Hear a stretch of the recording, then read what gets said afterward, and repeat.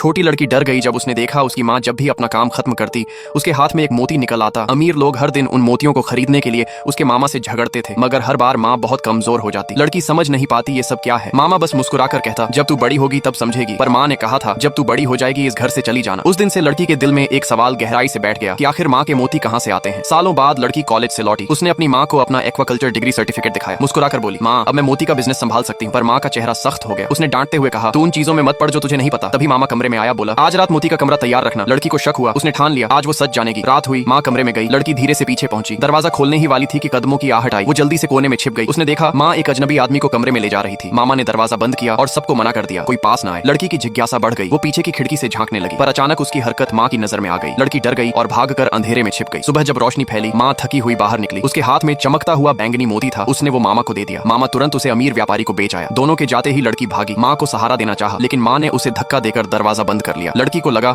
वो आदमी अब भी कमरे में है। उसने मामा का पीछा किया।